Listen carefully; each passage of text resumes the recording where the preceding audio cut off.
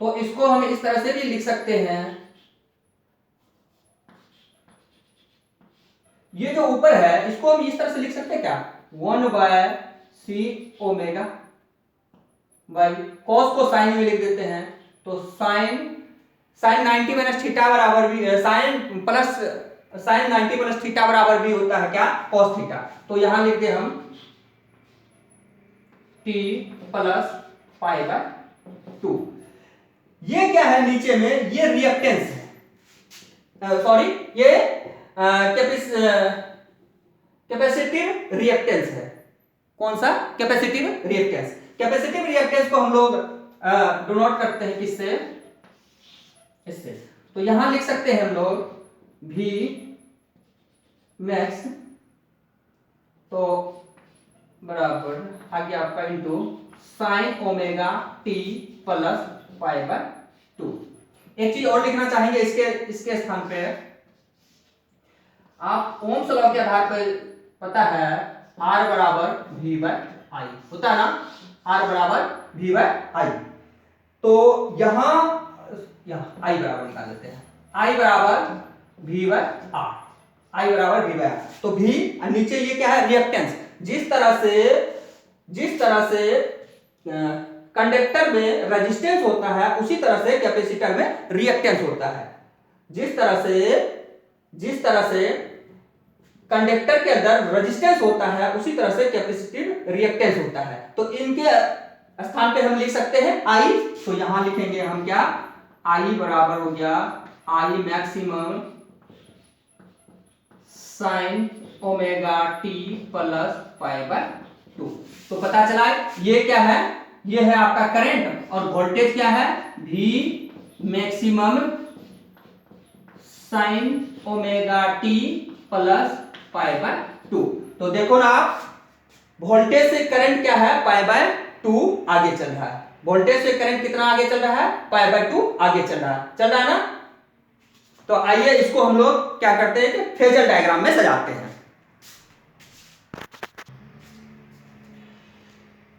तो ये है आपका, ये क्या है आपका करंट जो पाई बाय 2 आगे चल रहा है, और ये है आपका वोल्टेज जो ओमेगा टी है। तो इसको फेजर डायग्राम अगर हम शो करें तो इस तरह से है।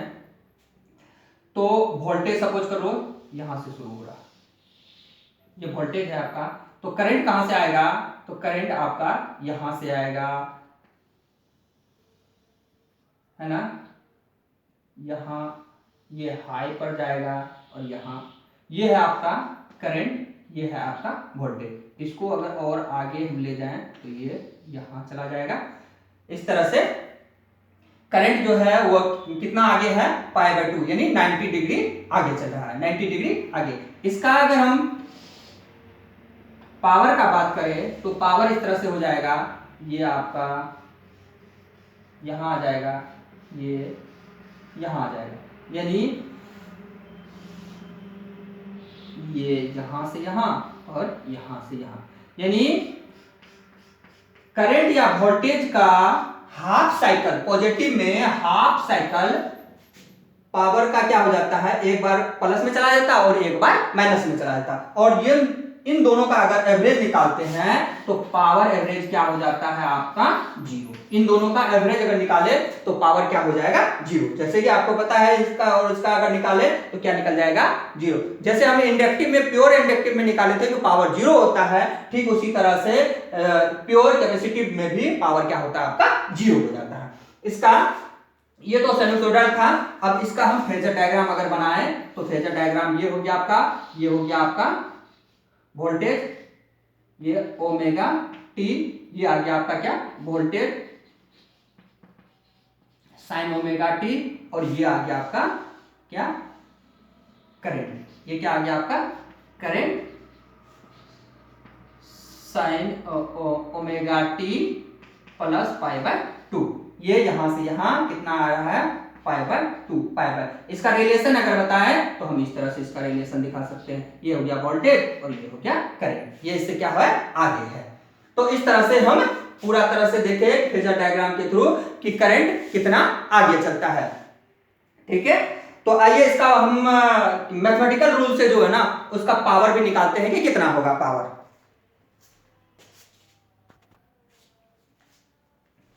तो चलो इनका हम लोग क्या करते हैं, पावर निकालते हैं कि पावर क्या होता है। जैसे कि P equal to V into I, यही होता है ना, यही पावर का यही फॉर्मूला है। तो P, इसमें तो एवरेज निकालना होगा, पहले इनिशियल निकालना है, एवरेज ही निकालें। तो इसमें भी आ गया, V maximum sine omega T into I maximum sine omega T plus pi by 2।